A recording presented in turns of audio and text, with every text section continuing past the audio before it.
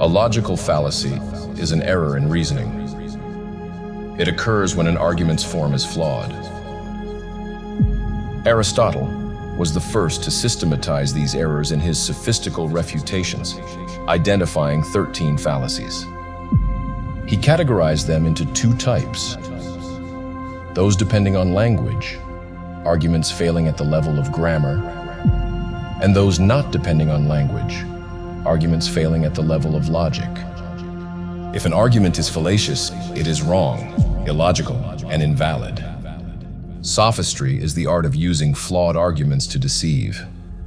Whether intentional or not, people often resort to fallacious reasoning when defending various propositions.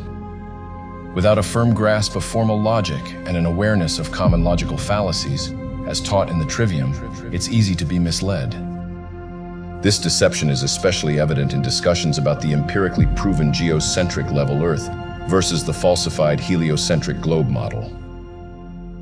Globe proponents frequently employ a mix of fallacies and sophistry to support their views. Therefore, recognizing these logical pitfalls is essential for discerning the truth. Let's break down some of the most common logical fallacies employed by globe believers. Number 1, the appeal to ridicule fallacy. This fallacy occurs when an argument is dismissed through mockery or ridicule rather than by addressing its merits or providing a reasoned rebuttal. During discussions on Earth's shape, a globe earther might say, "Earth cannot be level because if it was, cats would have pushed everything off the edge by now." This appeal to ridicule makes the argument for the level Earth seem absurd, without engaging with the actual evidence or reasoning behind it. By turning the argument into a joke, the globe earther avoids addressing the scientific data and logical points presented as proof for the level Earth. Number 2, the straw man fallacy. This fallacy occurs when one distorts or oversimplifies another person's argument, making it easier to attack. Instead of engaging with the actual position, they attack a weaker version of it, known as a straw man. For example, in discussions about Earth's shape, globe earthers often create a straw man by claiming, "If the Earth were level, the sun would light up the entire surface and there would be no night." This misrepresents the reality that the sun is proven to be local and acts like a spotlight, illuminating only part of the Earth at a time. By attacking this misrepresented argument, globe earthers avoid addressing the actual evidence for the level plane. Number 3, the burden of proof fallacy. This fallacy, also known as shifting the burden of proof, occurs when someone demands that the opponent prove their position, while failing to provide evidence for their own claims.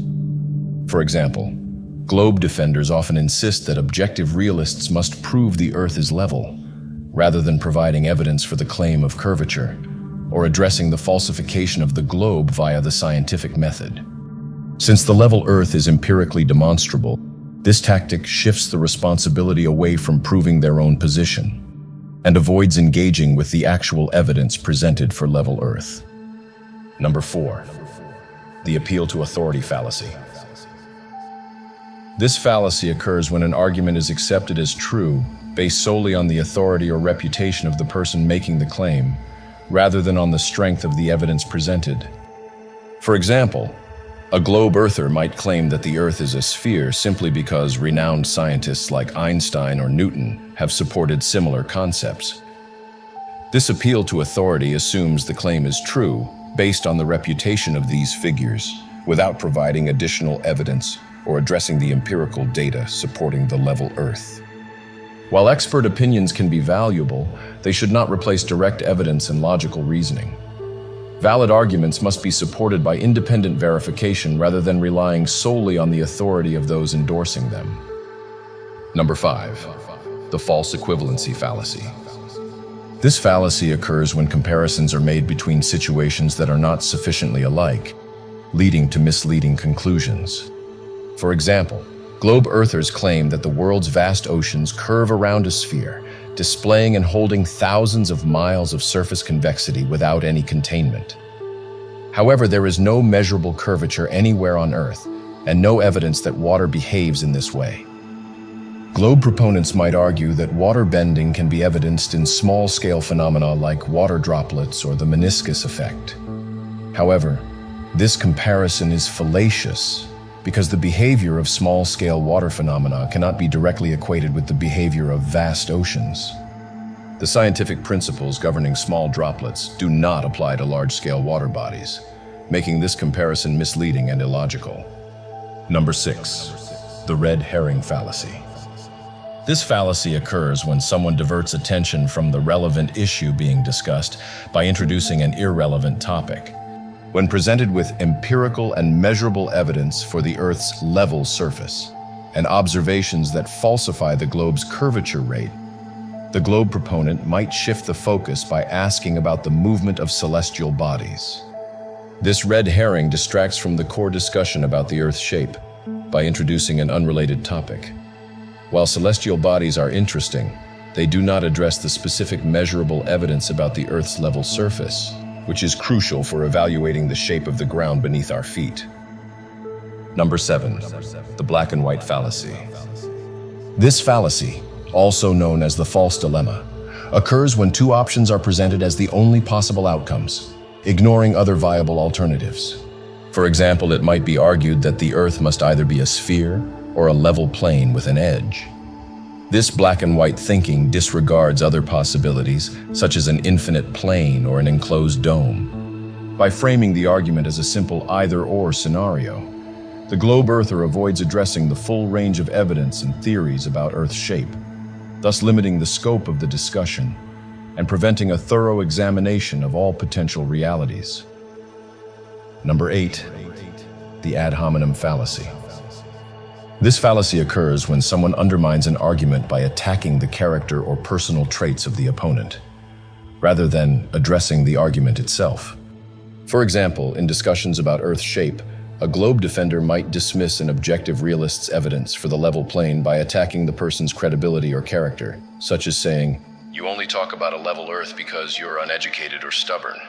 This ad hominem attack avoids engaging with the actual evidence and arguments presented. Instead of addressing the scientific data or logical reasoning, it focuses on disparaging the individual making the claim. Effective discussions should concentrate on evaluating the arguments based on evidence and reason, rather than on personal attacks. Number 9. The fallacy of incomplete evidence.